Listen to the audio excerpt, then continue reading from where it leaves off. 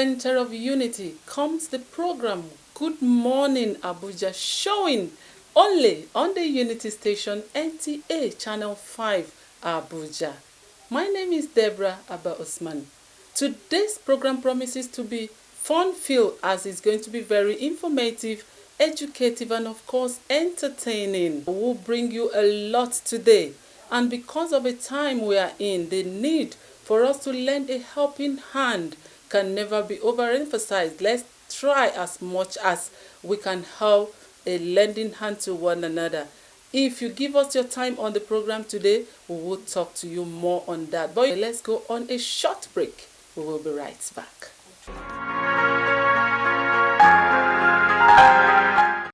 Welcome back from the break, and if you've just joined us, the program is still Good Morning Abuja, showing on the Unity Station NTA Channel 5.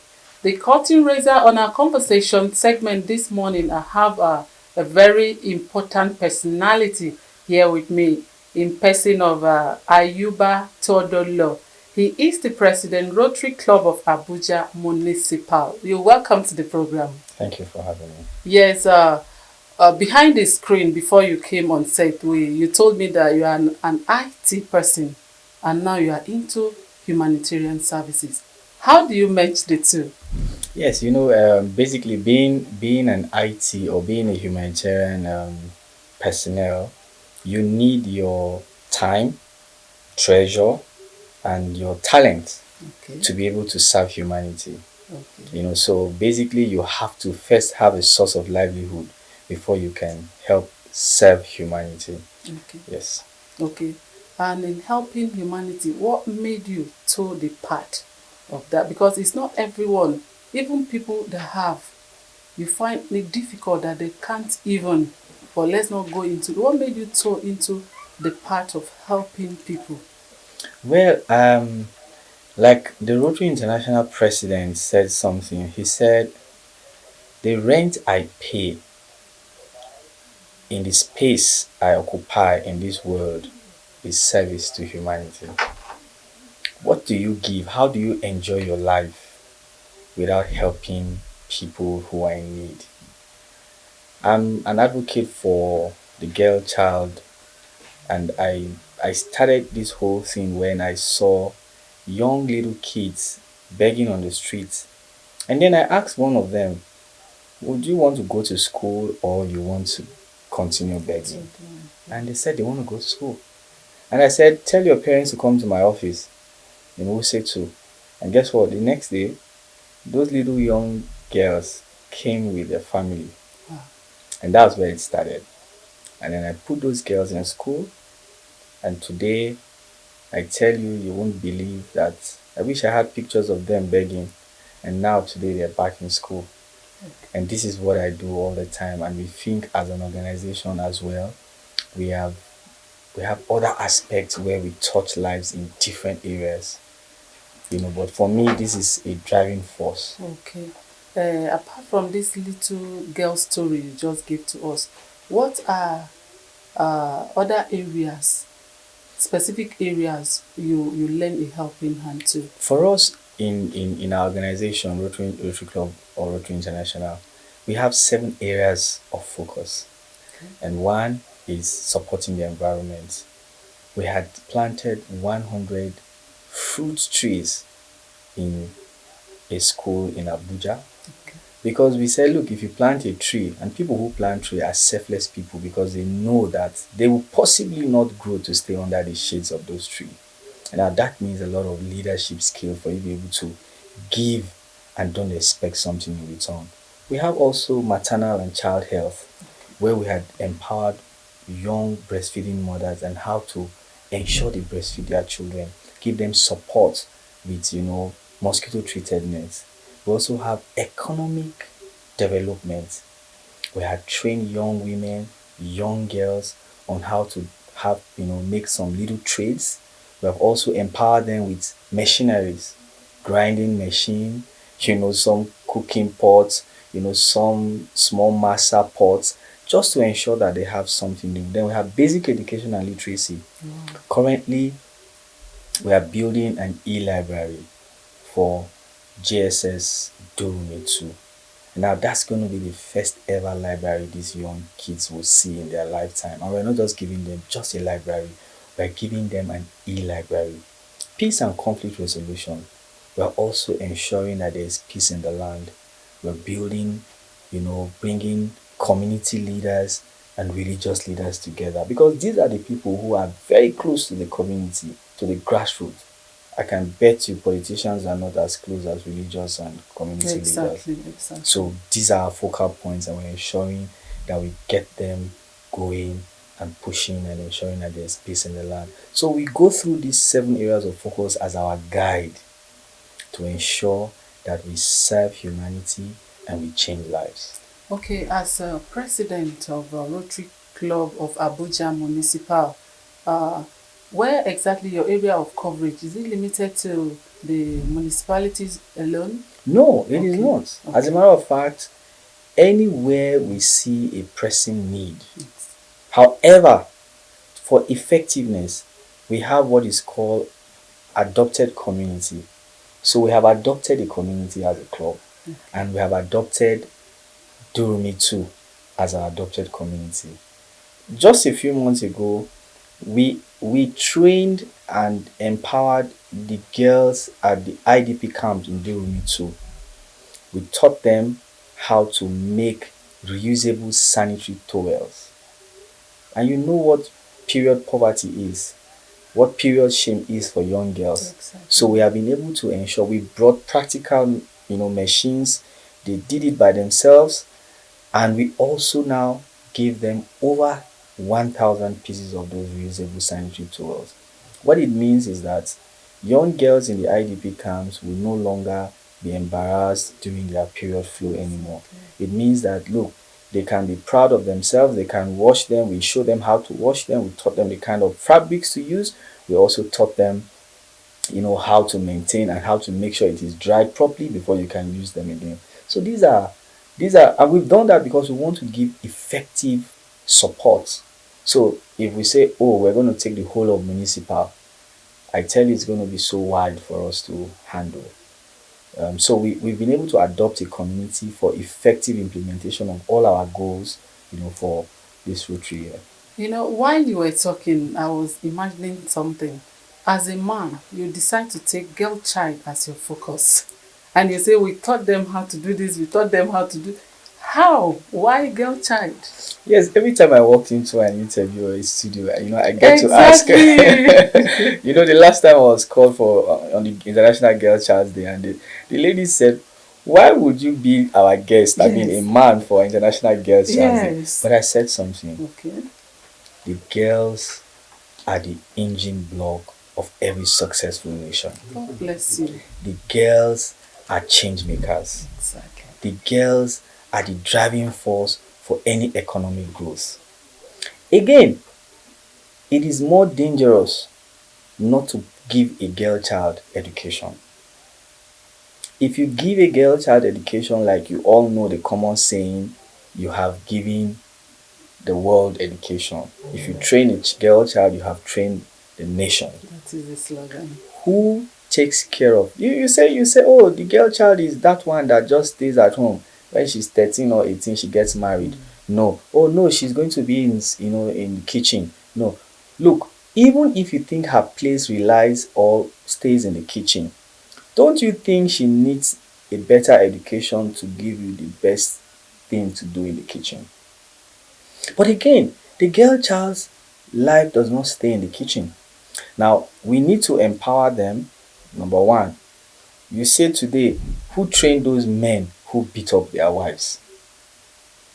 If you educate a girl child, she will grow up to train a boy child not to beat his wife. Exactly. So if we want, who has that child that has joined banditry or bandits?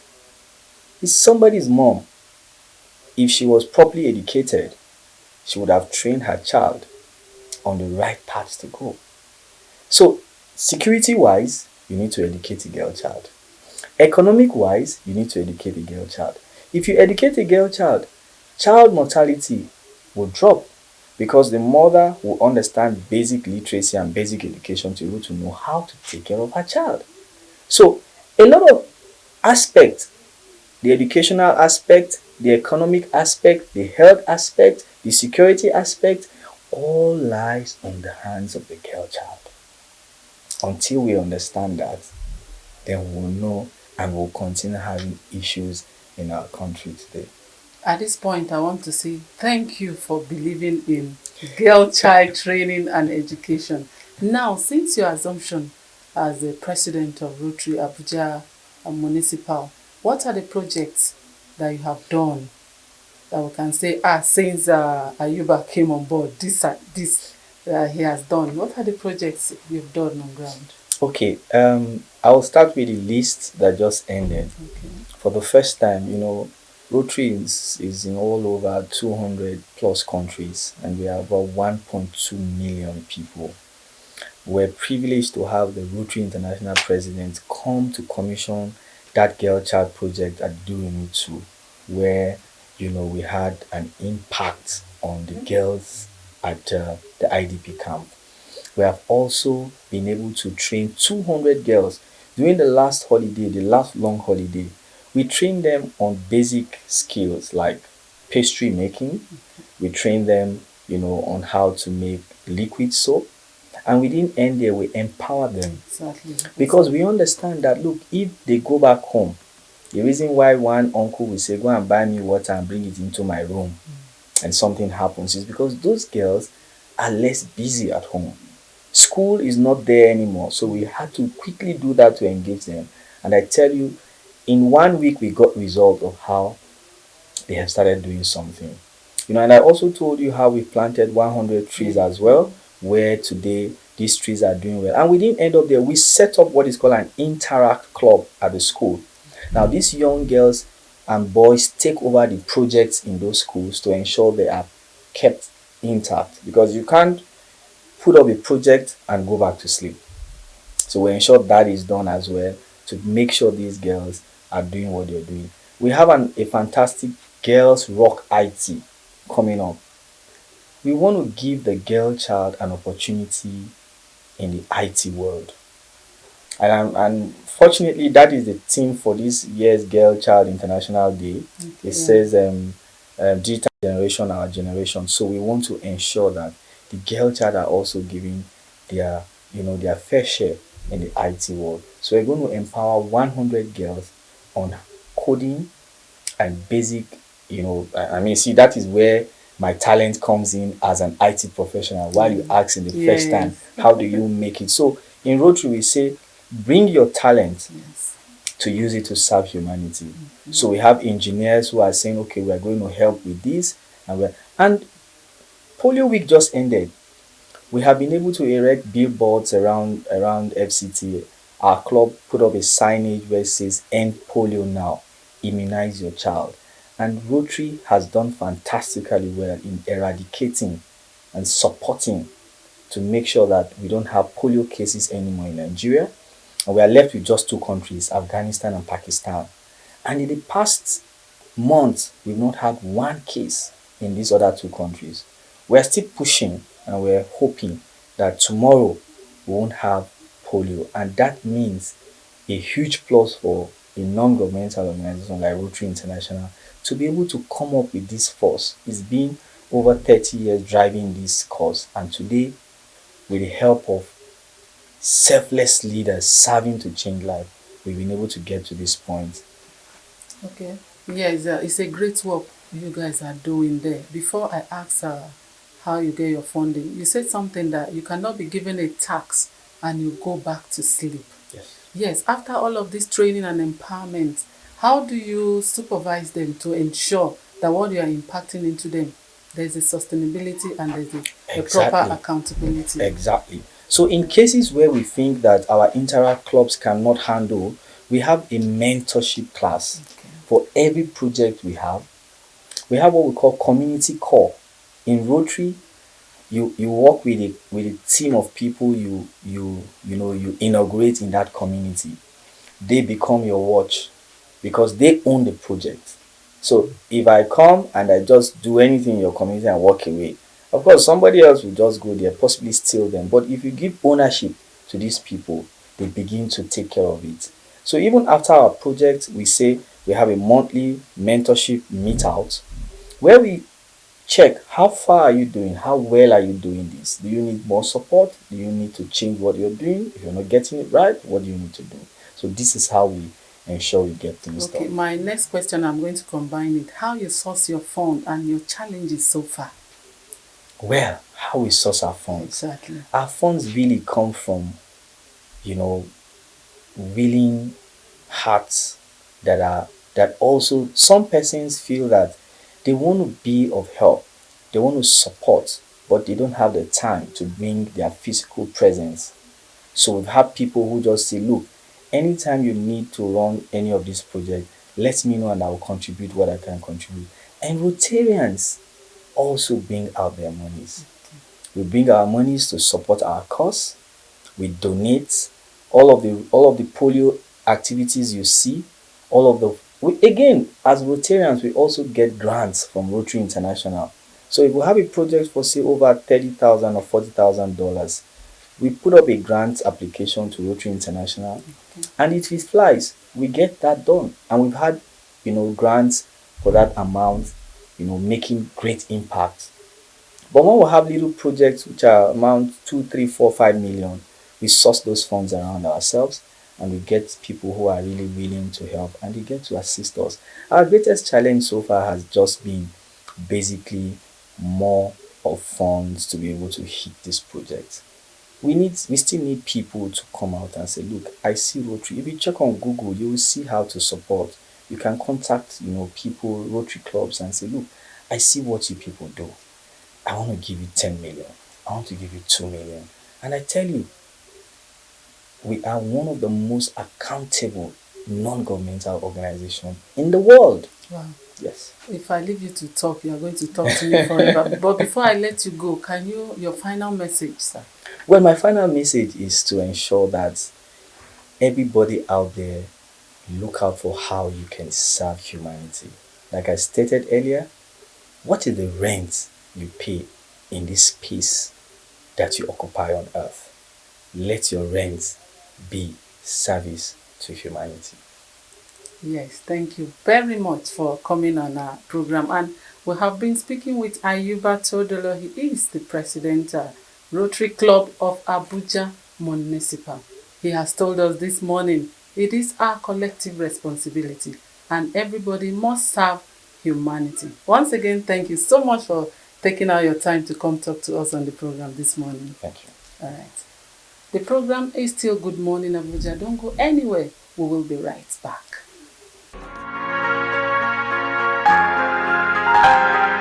Welcome back from the break, and if you just joined us, the program is still Good Morning Abuja, showing right here and right now on the Unity Station NTA Channel 5 Abuja. Now, the joy that it gives when you give back to the society can never be overemphasized.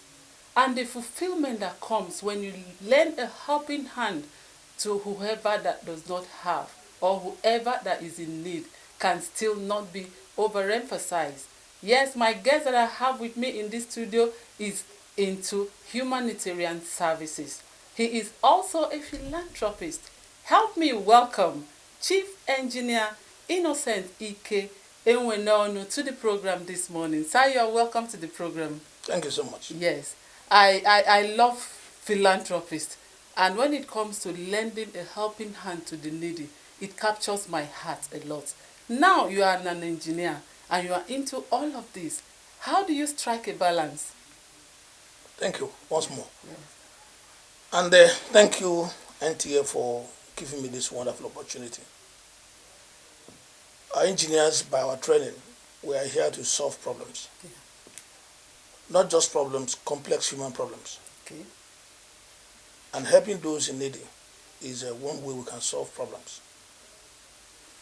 Engineers, we are multitasking, and we also work in teams. Because typically for any project to be executed, you need people from various segments, various fields, various areas. So by nature, multitasking is one of the trainings that we get in the university. Okay, you say you solve taxing problems. You solve, in short, Complex problems generally. Complex problems. Yes. Complex problem. Okay. And my guest this morning is also the president stroke founder of Eastern Heartland Foundation. No wonder that is now bringing me to your foundation. Yes, tell us the journey into Eastern Heartland Foundation. Well, this journey started sometime in July 2011. Okay. This is about 10 years. It was born out of my desire to help others overcome the challenges I had in life. Opportunities that I never had access to, or those I nearly had access to, but due to one challenge or the other, I couldn't really tap those opportunities. That is the thinking, the motivation behind the formation and the starting of Eastern Heartland Foundation. Okay, in Eastern Heartland Foundation, what do you do there? Basically, we look at 3 thematic areas. Okay. In no particular order, we look at economic empowerment, Okay. we look at youth education, and we look at we look at health. So the 3 thematic areas we look into in Eastern Heartland Foundation. Okay, let's you have itemized them for us this morning. Let's take them one after the other. Let's start from the area of health. Well, in Nigeria today, it's not good saying that our health infrastructure, we're really struggling with our health infrastructure. And many of our people, health-wise, I want to use the word, they are illiterate. I use the word illiterate because many of them don't even know the basic things they need to do with their health, like regular medical checkups. So having found out that our people die on very little diseases that, if dictated on time, can be managed and controlled. That's why we engage in health services. One area we actually pay particular attention is universal health access, Okay. or universal health coverage. We do extensive health insurance to as many people as we have resources to support. And also in the health aspect of our business, indigent people who don't have the necessary money or cash to pay for the hospital bills, Okay. we also mobilize resources to pay the hospital bills.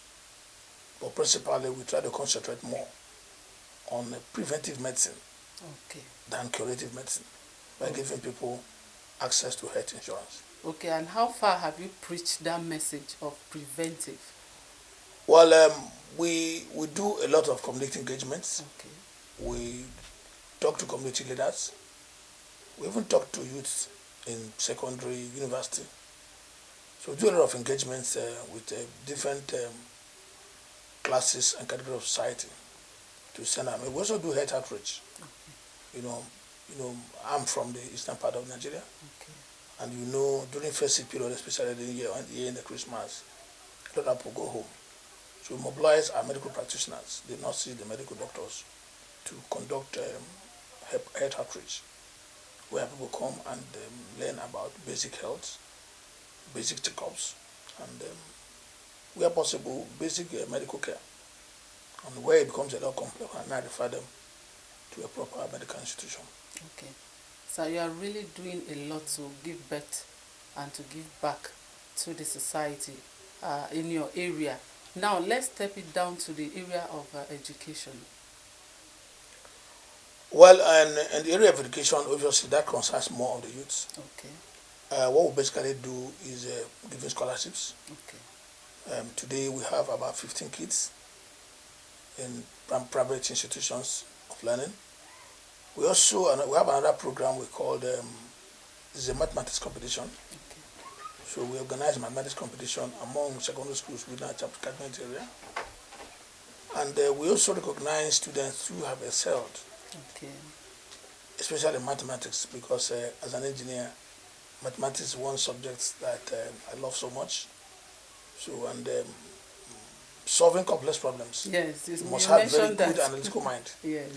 And for you to have an analytical mind, you must be very good at mathematics. Yes.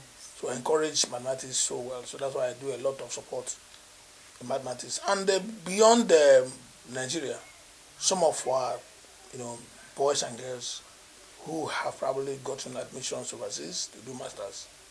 From time to time, we also help them with either their flight ticket or help them with funds to support them in their pursuits outside the country. So these are some of the things that we do in the education sector. Okay, there are so many indigent children out there that are looking forward for this kind of personalities to help them out. What is your level of awareness? How do they get to hear that someone here has their interest at heart that will want to help? How would they have access to you? Well, we have a website. Okay. What we're doing now is also a form of reaching out, because at the end of the day, this will aid possibly to the whole world and to the whole Nigeria. Yes. And anybody that want access to us would also get through us through NTA. We have social media. Many of the things that we do, we post them on social media, Facebook, and so on. So, and they also do personal referral. Okay. We do personal referral. So, like this morning, a friend of mine sent me a video of a little boy that designed and built a transformer. Wow. You know, such things we normally trace to find out wherever the boy is and probably link him up with whoever I would think that can help him. Okay. So, but the bottom line is that, like I told him this morning, the harvest is so plenty, Exactly. but laborers are so few. So few. And we believe that it is God that has put you in that position and has given you the enablement to do what you are doing. I want to know your area of coverage. Is it how many states have benefited from what you're doing so far? Well, we don't like I'm on a paid employment. Okay. I'm not a businessman that has so much money, and we don't look at it on state by state basis. Okay.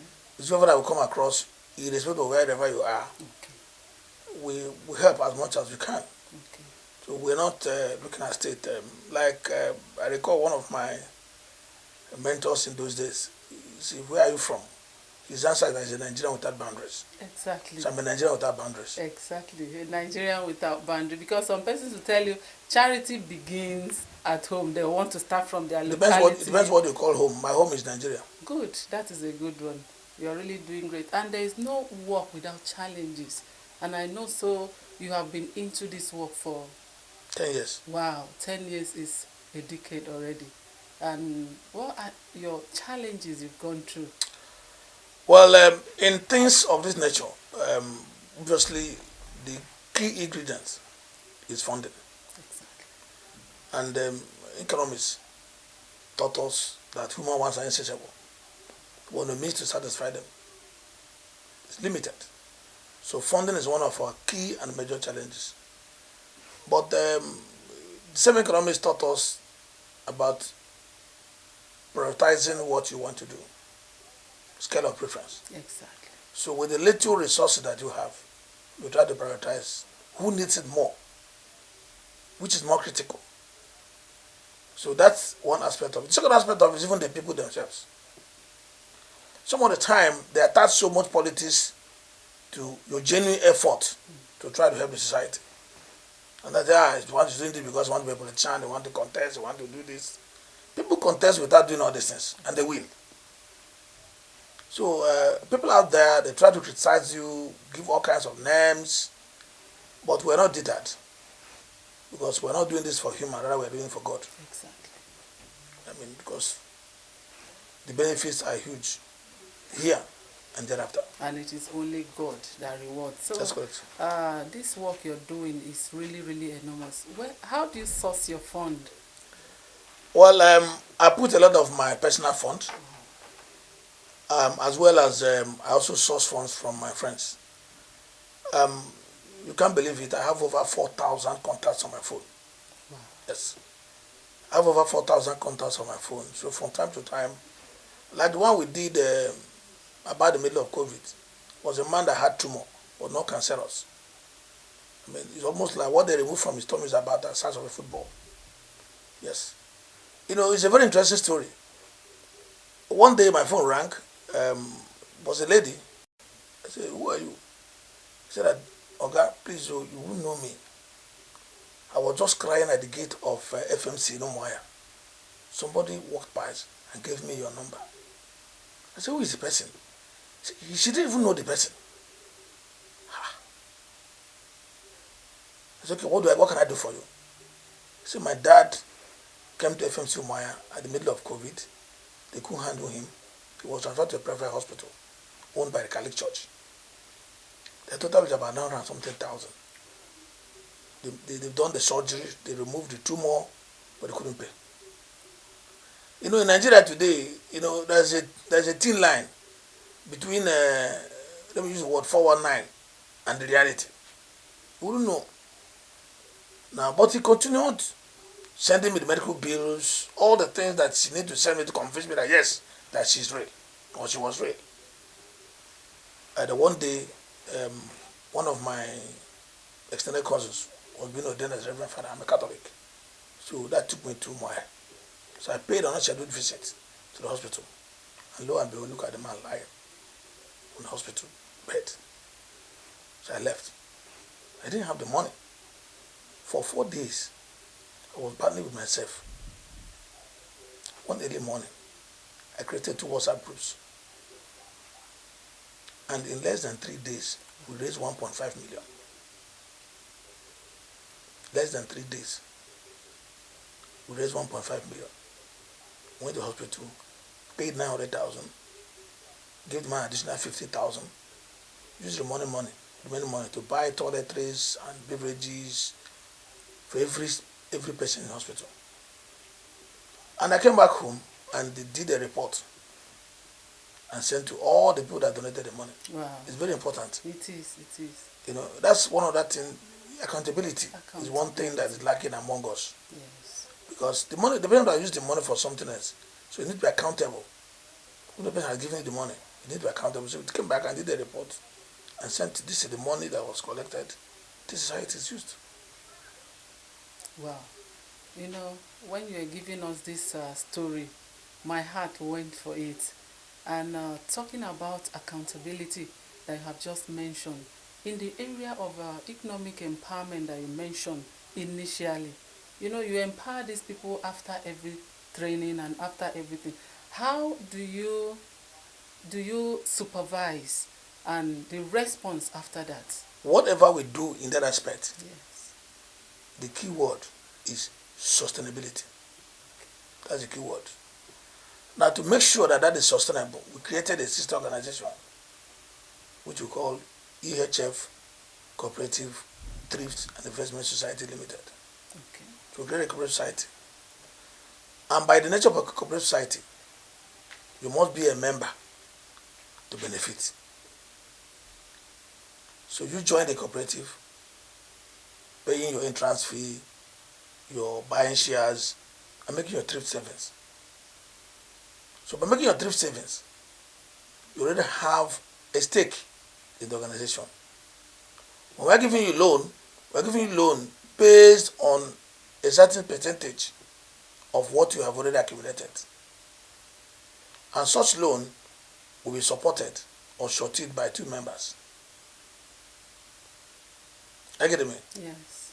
So you pass through our training, you've already contributed, you get the loan, you are being supported by 2 members. Those 2 members use what I call social influence. And again, knowing fully well that you are collecting money from people who are your friends,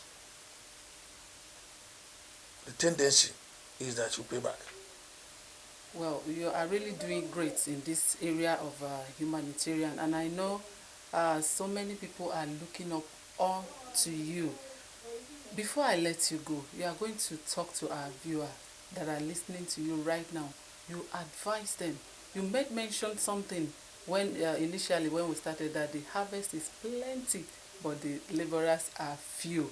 I know there are so many people in your category that want to do what you're doing, and there are so many people out there that are looking for such opportunity. This is your time. Talk to the viewer. Okay, thank you, viewers. Thanks so much, and thanks for your time. And I sincerely do hope you've enjoyed what we're doing here in the studio. I want to talk about this from 2 sides, because every coin has 2 sides. There is the side of the giver and also the side of the taker. But everybody has a role to play. Every. You see,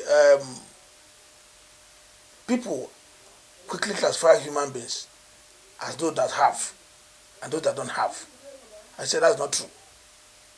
What we have is they have more and they have less. Every person has something. Every. Yours might be more, mine might be less. Therefore, you must all contribute your quota. Don't sit back thinking that yes, I always give me. It happens majorly. Intervention programs from government. Government make an intervention program to help the poor. It's a loan like the last one they did, COVID loan. I don't know how much people have paid back. They don't pay back. And if you don't pay back, either government or private is trying to help you improve your business, improve your life, and you do not pay back. How do you think the next person will benefit? So please, I appeal to you viewers, whether you're the giver or the receiver, play your part. If it's a loan that's be paid on X number in a day, let's say on the 30th day of the month, do everything humanly possible to pay back on that 30th day. So that will be extended to the next person. Nobody has it all. Thank you. Yes. He has told us nobody has it all. It takes a heart to help.